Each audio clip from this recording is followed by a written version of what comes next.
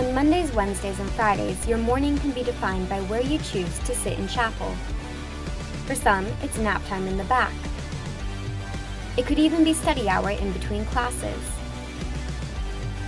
But for most, it's time intentionally set aside in their day to get in touch with the Lord.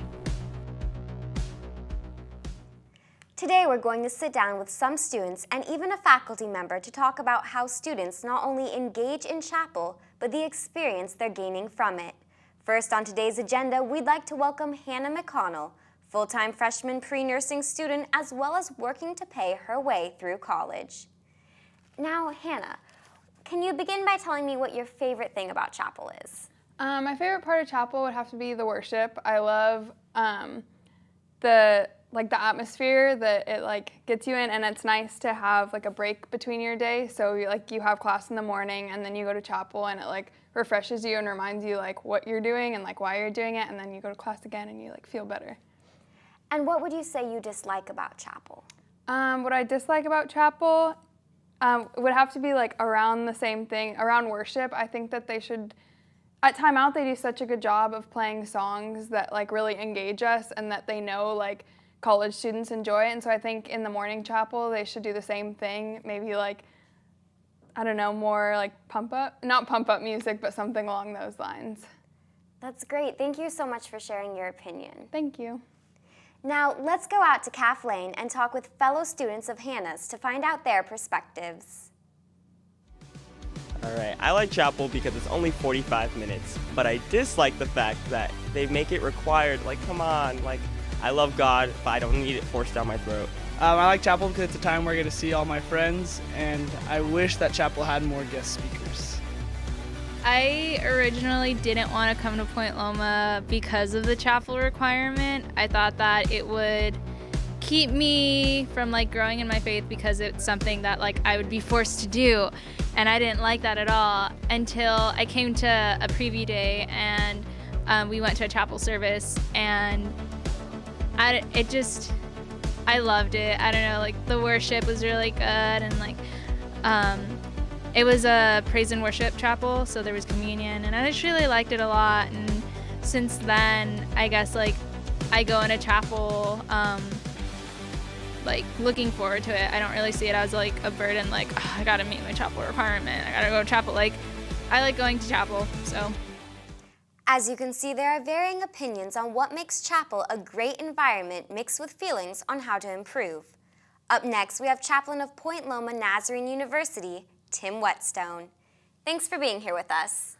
Thanks for inviting me, Sam. It's great to be with you. Yeah.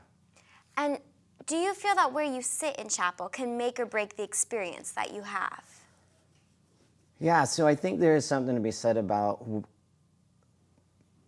where you sit. I think there's something to be said about that, but I don't believe that, sitting in one seat is going to disengage someone more than another just because of that particular seat, or cause that seat causes someone to particularly engage more than another. It's like my wife's an extreme introvert, so she could sit on the far corner and loves to just receive in that worship service and just take in. Myself, I'm on the other end of the spectrum, right? I'm an extrovert, so I want to be around people that are engaging, yet we sit next to one another and we worship truly fine with one another. I think there is something to be said, there's this idea of the philosophy of space that people talk about, but I think that where you choose has less to do with the seat that you choose and more how you choose to engage. I think there's something to be said about where. And what do you plan to do about the problem where students scan into chapel, but then they leave and they still receive credit? Yeah, the scanning in, right? We know it happens. I think that's I'm not naive to it either. We know that happens, but I think that's more of an integrity issue, right? I think that's an integrity issue with the individuals that are doing that, but also I think what I would do personally, I don't think you're saying, Tim, what are you going to do, or what is spiritual development going to do, or even what the ushers and people that work in the chapel are going to do. I think what what I would do would be to challenge our community to encourage one another in a life of integrity, because I really think that's where it is. I don't think integrity just happens. You receive that diploma from Dr. Brower at commencement and, oh, I get integrity with it. No, I don't think it happens after graduation. I think that begins as a child in school, taking a test at PLNU. It also even comes down to this, integrity issue of scanning, but even more of, when a friend confides in you and there's an integrity issue of you're going to keep that or you're going to share that, And so even with scanning, I think that it is. One of my mentors said, Tim, we're all in these different places of waking up, right? And so literally that's happening in chapel. Like, look at Loma sleeps, right? We're either physically waking up or we're waking up even spiritually. And so I think that the scanning issue is part of that as well. I would challenge our community to encourage one another. I would challenge friends to encourage one, like, oh, dude, like, that's just not right. Like, why? Like, you don't need to do that. Another mentor of mine said this. He said, discipleship can happen as an individual. We're all in the art of becoming a disciple of someone or something. But he then continued and he said, maturation can only happen in community. And so I would encourage us to help one another mature in faith, mature in life, mature even in a life of integrity. Thank you, Tim, for your answers and for your time. Right now, we're going back to Chaplain to see how students feel about this controversial issue of chapel and why some people get a better experience out of it than others. Go to chapel. It's a great time to hang out with your friends. At the very least, it's a great time to hang out with your friends. It's also a great time to grow, to worship, a great time to just slow down from whatever's going on in your day, the busyness of studying and work and all those things you have going on. It's a great time to just slow down and forget about those things and just focus on God for a little bit. I think some people have better experiences in chapel than others because, some people sit up front in chapel, and personally when I do that, I have a better chapel experience as opposed to sitting in the back. So it's really what you make of it. Chapel has always been a hot topic around campus. Now we have Taylor Shellpuck with us to talk about his past chapel experience. Welcome, Taylor. Thanks, Sam. Now, what would you say by attending chapel these past 4 years? Have you been able to enjoy the experience, or are you just now being able to tolerate it? Yeah, I think the big thing is when I first came in, this thing of being required to go to chapel was kind of a weird thing for me as it being a religious experience in my own spiritual growth. So I think getting past that over the last couple of years and instead going for my own spiritual growth has been the biggest thing. Because, like I said, just in the beginning it was very much just to get the chapel credits, and then now as I've grown too in my spiritual faith, now I go for the experience of trying to grow. With that, what advice would you give to underclassmen who are forced to go but don't see the point? I think the big thing is to go in there and try to engage. It's easy to get in this mindset of sitting down and going on your phone or doing homework and just kind of daydreaming.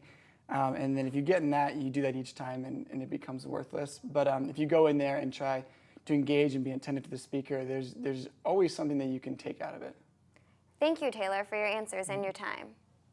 Now let's talk to some other upperclassmen to find out about their advice.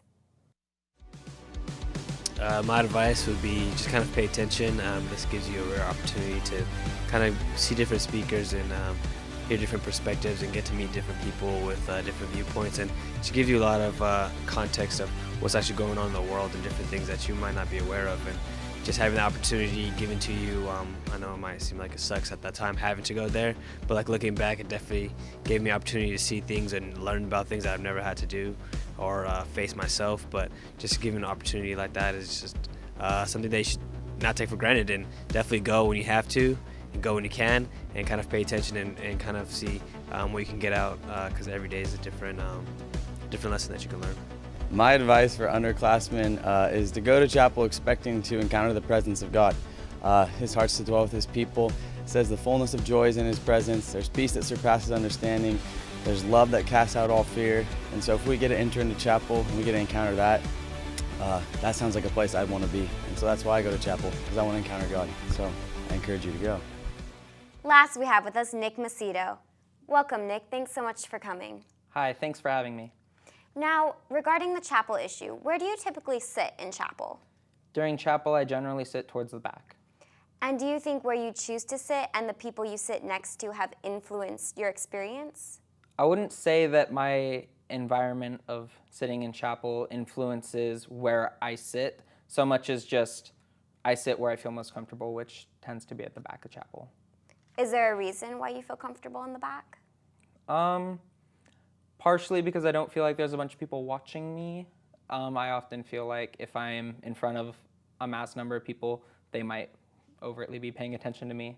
But I don't know, I just feel more comfortable at the back. Okay. And how has chapel affected your overall experience at Point Loma? It's affected it a lot.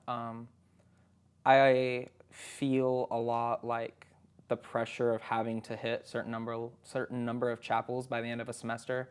So that kind of weighs on what I do and like how I arrange my mornings. So, but I don't know, it's played a pretty important role, I guess, too, in like that there's certain chapel services that have spoken to me in some ways and others not though, so.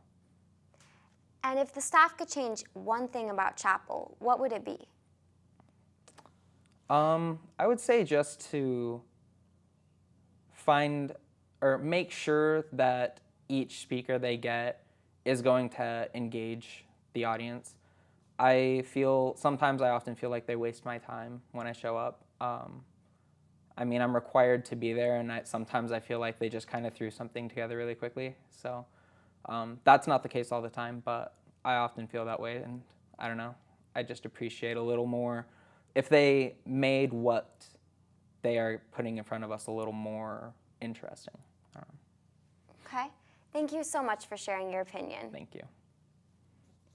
As you can see here on the Loma campus, we have a variety of students and their experiences of chapel are all over the spectrum. It's true that we'll never be able to please everyone, but we should try to reach the majority. For this episode of Pick Your Seat on the Beat, I'm choosing this one and signing off. I'm Samantha Watkins. Good night, everyone.